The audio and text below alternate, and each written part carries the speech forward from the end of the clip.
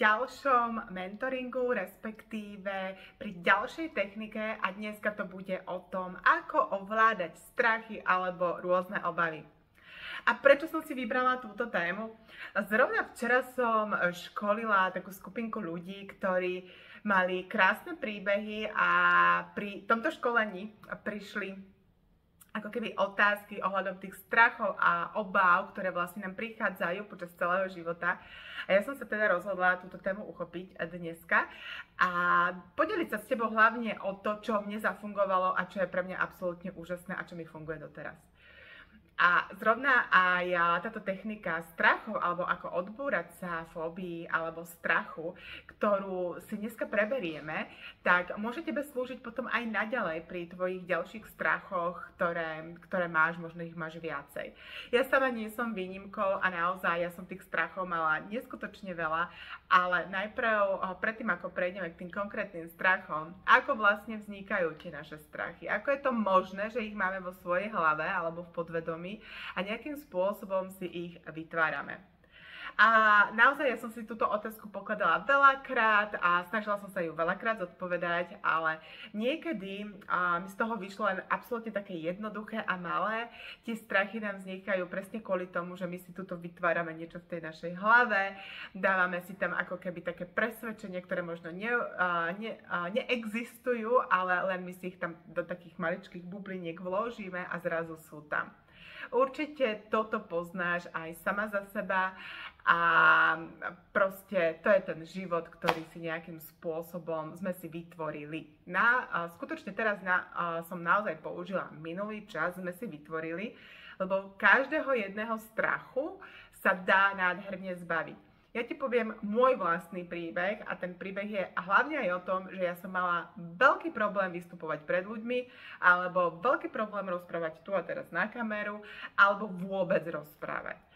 A naozaj výsledkom toho teraz je, že rada rozprávam, niekedy som priam nezastaviteľná, absolútne si užívam školenia alebo tréningy, ktoré dávam rôznym ľuďom, či spoločnostiam, alebo aj súkromne a teraz dokonca natáčam aj túto videjko do mojej platformy. Takže naozaj tie strachy sú, ale dá sa s nimi krásne pracovať. No a len možno taký ten začiatok toho celého, prečo ich máme, alebo akým spôsobom sme si ich nejakým spôsobom dali do tej našej hlavy, do toho nášho podvedomia. Ja som sa naozaj veľakrát zamýšľala na touto otázkou, pretože keď si predstavíš to maličké bábätko, ktoré vlastne prišlo na tento svet, tak prišlo ako nepopísaná kniha. Absolútne nepopísaná kniha, ktorá nevedela, čo ho vlastne čaká v tom živote tu na tejto zemi. Ale počas toho nášho vývoja, ako sme rástli, ako sme dospievali, tak sme sa vždy stretli s nejakými situáciami, kde sme si vyhodnotili v našej hlave, že toto radšej nie, aby som bola v bezpečí. Úplne nádherný príklad, ktorý mi teraz ide hlavou, je napríklad, keď ja som s mojou malou Tamarkou a niekde vonku a ona mi začne liesť do takých tých vyšších výšok a ja ako mama ju neviem nejakým spôsobom už chytiť, alebo proste bojím sa toho celého, že mi padne, hej. A čo hovorí taká tá klasická mamina? Tamarka, prosím ťa, nelez mi tam, lebo padneš. Vieš, čo robím ten svojej dcere? A vždy, keď si to uvedomím, že preboha, na čo, prečo? Toto sú presne tie situácie, kedy my vlastne našim deťom alebo komukoľvek z nášho okolia, kto je momentálne otvorený prijímať tie naše informácie, vkladáme do podvedomia rôzne ako keby situácie, ktoré sa môžu stať. A takto vlastne vznikajú rôzne strachy, rôzne presvedčenia, ktoré my si ten celý život nejakým spôsobom dávame do tých našich hlav, do tej našej mysle a potom sme ako keby zabrzdení, že nevieme urobiť to rozhodnutie alebo krok vpred. Úžasná správa ale je to, že my s tým vieme pracovať a my si vieme tú našu myseľ vyčistiť. A ja napríklad v tejto sfére používam NLP techniku, neurolingvistické programovanie, lebo mi najviac funguje. Ja teraz nehovorím, že iné techniky nefungujú, ale táto je pre mňa naozaj taká, že aj keď ju robím klientom, tak a zrazu ten strach ako keby odchádza, hej, že naozaj ďalší príbeh, ktorý ti poviem, je, keď som túto techniku robila kočke, ktorá mala vyslovene strach z toho, že stretne veľkého psa, hej. Mala obavu z toho, že k nej príde nejaký pes a ona by ho mala pohľadiť. S malými to bolo celkom tak fajn, nebola s tým stotožnená, mala ako keby takú tú vibráciu vo svojom tele, ale ten veľký bol pre ňu, že preboha nie. No a keď som ja robila túto techniku, ktorú si za chvíľočku spravíme, tak paradoxne toto akože vesmír vymyslel absolútne úžasne. Na druhý deň v tom hoteli, kde sme boli ubytované, bola výstava psov rôzneho druhu. A toto naozaj nevymyslíš, ja som sa tak strašne smiala a ja som o tom nevedela, hej. Dozvedeli sme sa to až potom, ako tá technika ako keby prebehla. Ale ona si to mala možnosť vyskúšať, či tá technika zafungovala. Takže na druhý deň sa odvážila hneď po raňajkách sa prebehnúť pomedzi tie psíky, ako tam boli v tej záhrade toho hotela. A naozaj išla s tým do toho, že ona chce toho veľkého psa pohľadiť a mať tam ako keby taký dobrý a príjemný pocit. Lebo to je naozaj dôležité pri tom strachu, ktorý sme mali, aby sme ho tam už necítili, ten zlý pocit, ale aby sme tam mali tú dobrú emóciu a ten dobrý pocit.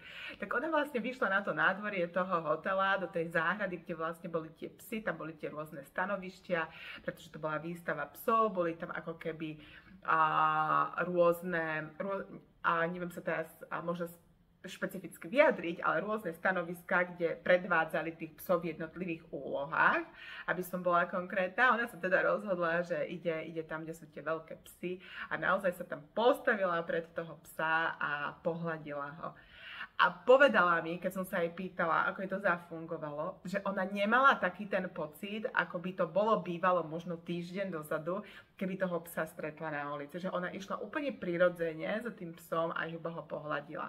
Mala tam rešpekt, ale bol tam ten dobrý pocit, že je to v poriadku, že je v bezpečí.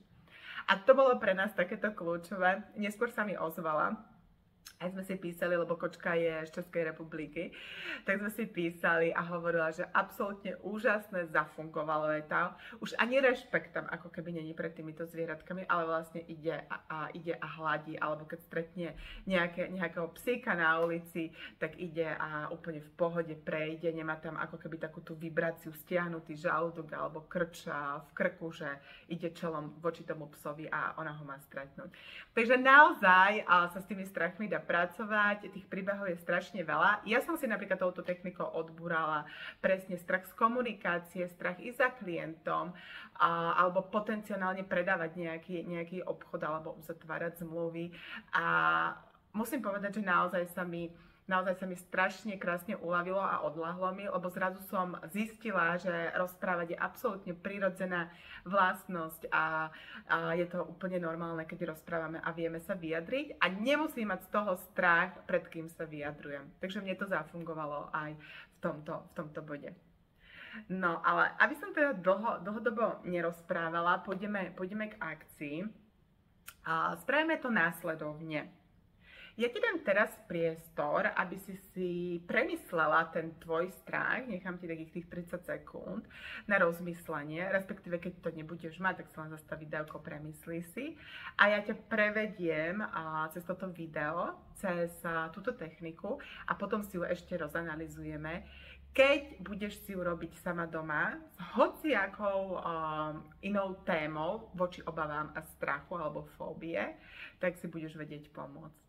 Takže premyslí si, teraz si dávam ten priestor, premyslí si tú svoju tému a ja ťa s ľahkosťou teraz prevediem.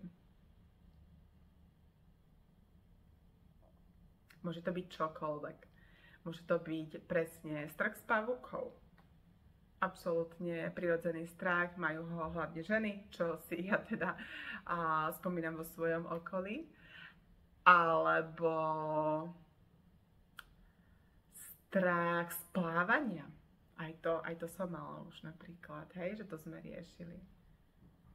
Strach osloviť niekoho neznámeho len tak na ulici. Čokoľvek. Takže premýšľaj.